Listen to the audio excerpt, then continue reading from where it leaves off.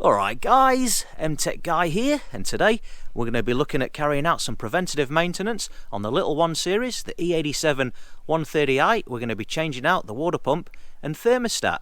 So of course, this being a 130i, it's got the N52 engine, and although it's known to be one of the most reliable engines BMW have ever produced, it does have one Achilles heel, and that's the water pump. It's very prone to failure. Any BMW with the N52 engine, the water pump's known to fail frequently, and it can even fail as soon as 60,000 miles from when the cars were new.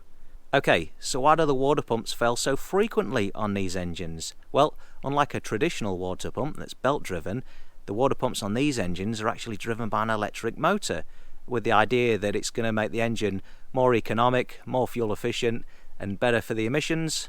But that does present a problem. What happens when the electric motor packs up? Well, you end up stranded, and it can happen a lot if you own a BMW with an N52 engine. So rather than just waiting for it to fail and leaving you stranded, you're far better off getting stuck in early on, get some preventative maintenance carried out, and get it changed out early on.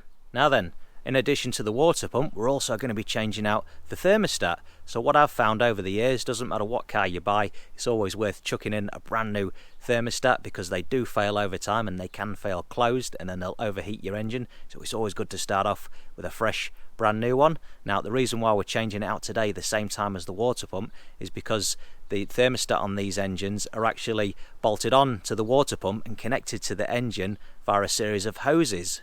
And the water pump is reasonably tricky to get at with these cars, so at the same time it's worth getting the thermostat done, getting it all sorted, all in one go. Alright, let's check out the parts that we're going to need to get the job done. Alright, so let's take a look at what we've got here. So of course we've got the water pump itself, and as you can see it's a pretty big sucker. Now these electric ones come as the pump and the electric motor all as one unit, and I've gone for the Pierberg brand. Now this was the OEM manufacturer for BMW, so you don't necessarily need to go for a genuine BMW one. You will save yourself a bit of money going for a Pierberg one, but to be honest they are a pretty expensive part anyhow.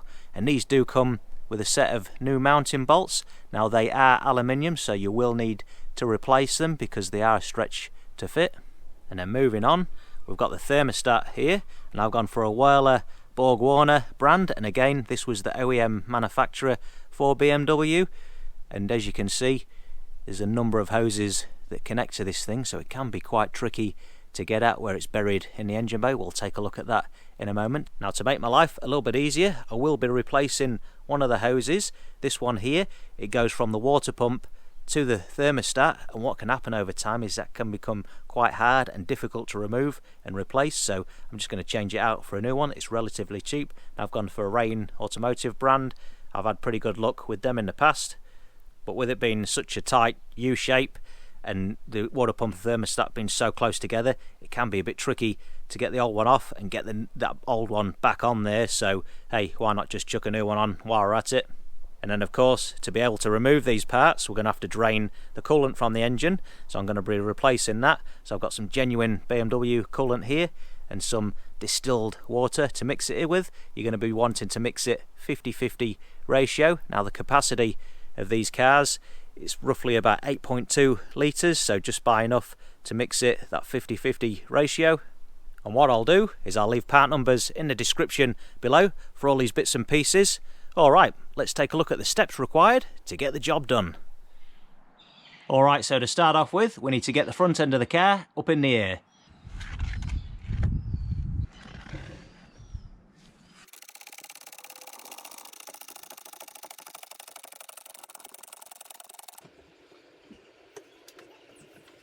Alright, so the water pump and thermostat live under the right front side of the engine here, so to be able to gain access we next need to remove this plastic under tray, and that's held on by a number of screws that take an 8mm socket.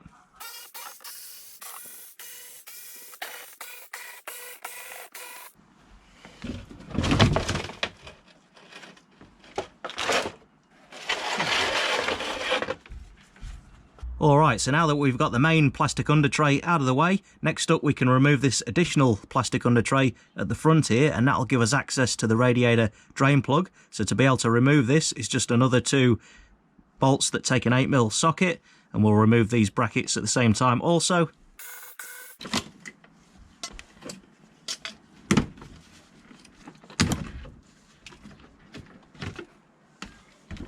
Alright, so if we take a closer look underneath here, we've got the water pump right there, and there's the thermostat up there bolted to the water pump. Now as you can see, access isn't that great under here, so to give ourselves a fighting chance, we're going to first get the anti-roll bar out of the way, and then next up we're just going to get this small power steering line out the way too. So to remove the sway bar, we'll start off by removing the sway bar end links, and to do that we need to remove the nuts, which takes a 16mm, and we're going to counter hold the end link itself to stop it turning with a 17mm spanner.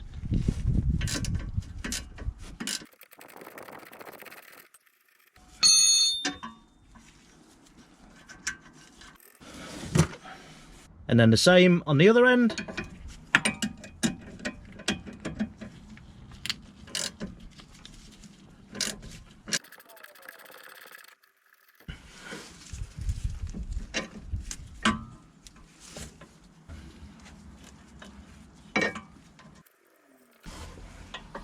And now we can remove the two clamps that are holding the sway bar on, and these are held on by two nuts on each. They take a 13mm socket.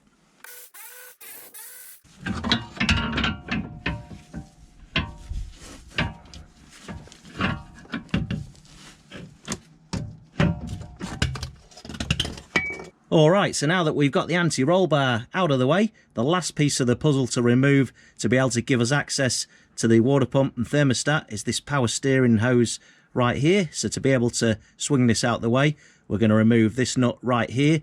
That takes a 10mm spanner, but we also need to counter hold the rubber mount with a 17mm spanner to stop it from twisting round, so the nut will come off nicely.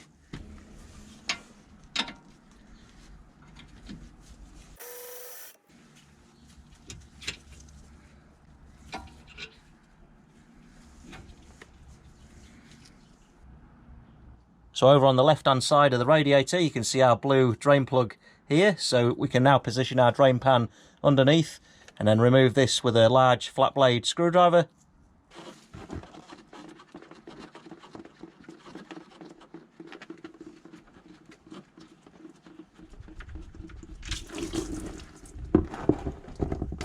And to help that drain a bit easier, we'll remove the expansion tank cap.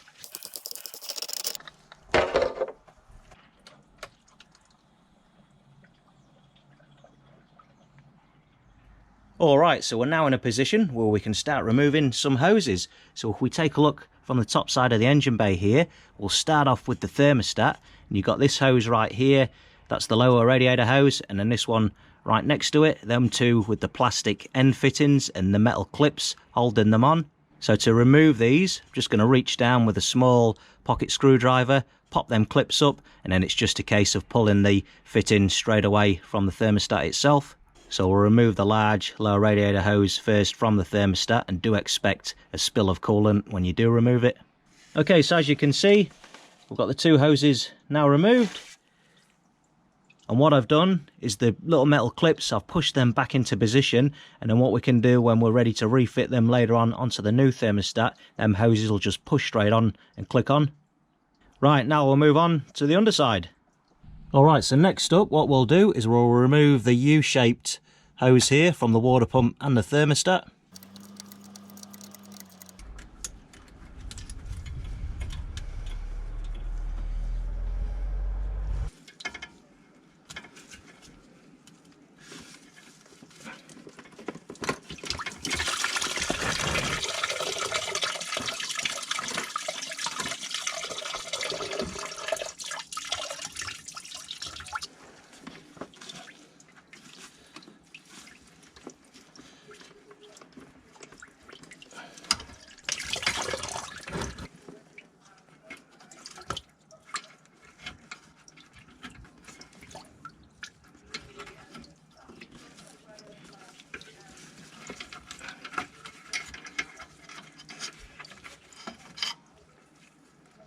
Alright, now if we take a look underneath here, we can see with the last hose is sitting right there on the thermostat. Just another hose clamp to remove.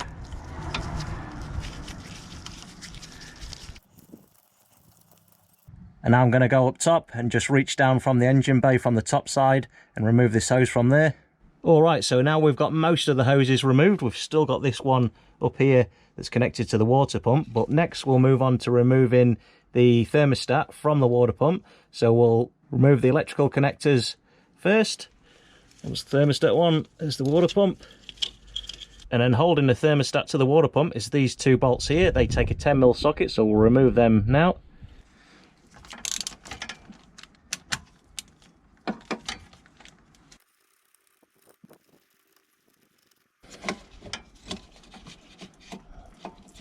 We'll just pop that up there, out the way. And with the thermostat up out the way, we can now undo this hose clamp, but what you'll find is you won't be able to pull this hose away from the water pump because it's so short there. It's mounted to a metal pipe up there. So we'll just loosen it off, and then when we remove the water pump from the engine, we can disconnect that hose then. Alright guys, so now we're ready to remove the water pump, and it's held on by 3 mounting bolts. They take an E12 torque socket, got 2 bolts down the bottom there, and then there's one hidden right at the top here. It can be quite difficult to get to. You'll see that I've got my socket and my extension just sitting on it there at the top, so I'm going to reach through this side with my ratchet, remove that top one first, get the difficult one out the way first, and then we'll move round to the bottom.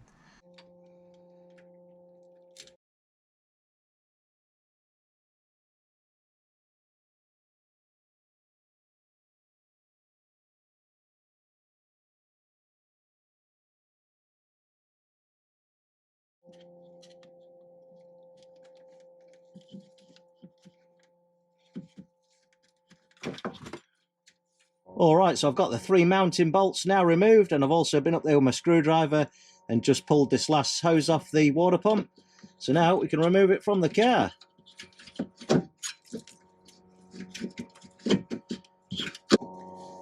Same with the thermostat.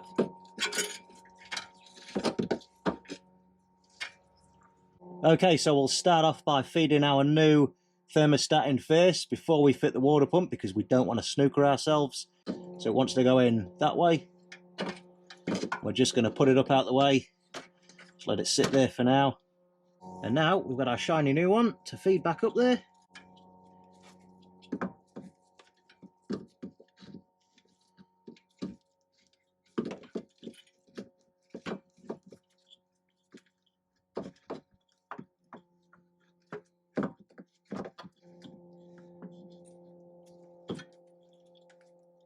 Alright, so we've now got the new water pump in position, and as I fed it up there, I refitted the hose up the top there. Haven't done up the hose clamp just yet. So now we're going to fit the new mounting bolts, just finger tight at this stage.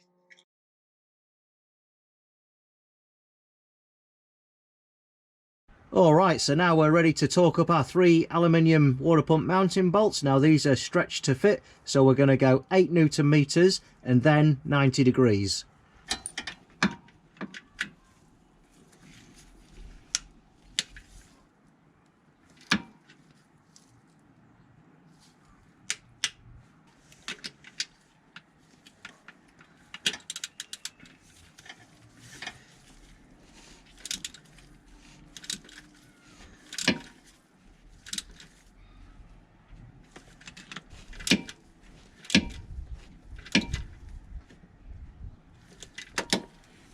So now what we'll do is do the hose clamp up and that hose that we've already got fitted to the water pump, and then we'll bolt the thermostat to the water pump. Okay, so I've got the hose clamp tightened up on that top hose to the water pump now. I've also got the thermostat fitted to the water pump. We'll just tighten up these 2 bolts now.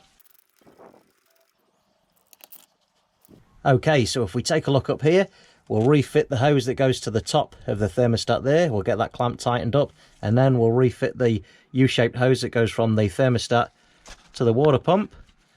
Get them clamps tightened up, and then we'll move round to the other side of the thermostat. Okay, so that's our hose refitted to the top side of the thermostat there now, and the clamps retightened.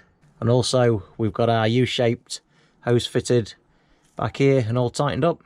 So next up we'll go around to the engine bay side, and we'll just push on them 2 push connector hoses on the front side of the thermostat. That's the first one, and the low radiator hose.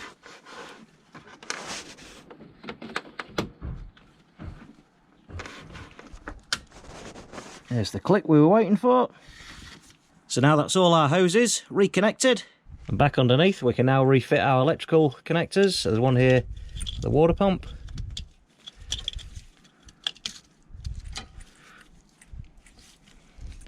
One up there for the thermostat.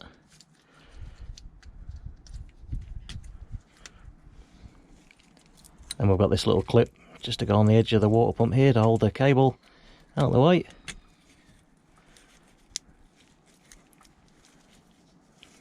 Alright, so before we get carried away refitting the power steering hose, the sway bar and the underbody covers, what we're going to do next, we're going to refill the cooling system, then we're going to bleed it, and then we're going to run the engine up to temperature, get that coolant nice and hot, get some pressure in the system, and then we're going to go around all our hose connections and just check them out, make sure there's no leaks before we cover everything back up. Alright, so before we start refilling the cooling system with our 50-50 mix, we're just going to remove the bleed screw here, and what that'll do is that'll bleed any air to the top of the system as we're filling it.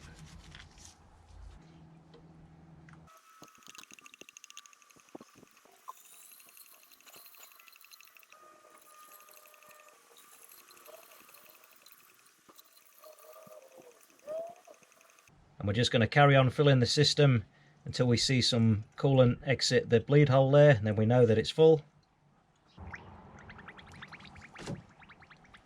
There we go. So now we're fully level at the bleed hole there, so I'll reinsert our plug.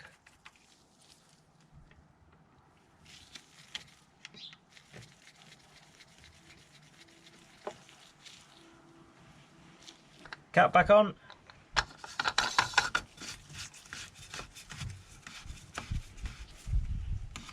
Alright, so to be able to bleed the system, we're going to jump in the car here. We're going to put the ignition to position 1. We're not going to start the car.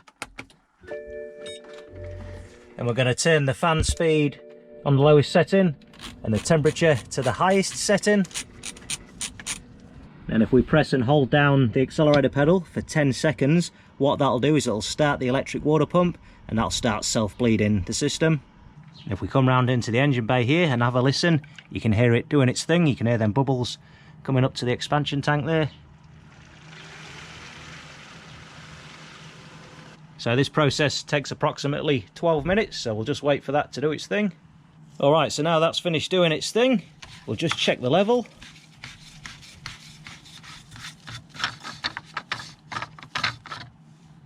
Perfect. So now we'll start the engine up and let it warm up. Alright, so I'll let the engine run for a number of minutes. The whole system's all up to temperature now, so we'll just go around and check the system for leaks. So we're just checking all them connections that we've disrupted. And it's all looking pretty good from the top side here. All looks pretty good down the bottom end here. No leaks. So now what I'll do is I'll go through, I'll refit the power steering line, refit the sway bar, refit the 2 underbody trays, and then we're done. Alright, so that's everything underneath there all put back together, so we can now drop the front end of the car back down onto its wheels. And just one other thing, once the engine has cooled down, it is worth just rechecking your coolant level. Sometimes you'll find that you do need to top it up just slightly, but other than that, we're pretty much done. Alright guys, so there we have it. That's how you go about changing out your water pump and thermostat on your little 1 Series E87 130i with the N52 engine, and it's a good job done because it'll give you many more trouble-free miles for years to come. If you found the video interesting or useful, don't forget to give it a like, and make sure you go and check out the rest of my YouTube channel for more BMW E87 130i content. Consider subscribing if that's your cup of tea. I'm MTech Guy. Thanks a lot for watching.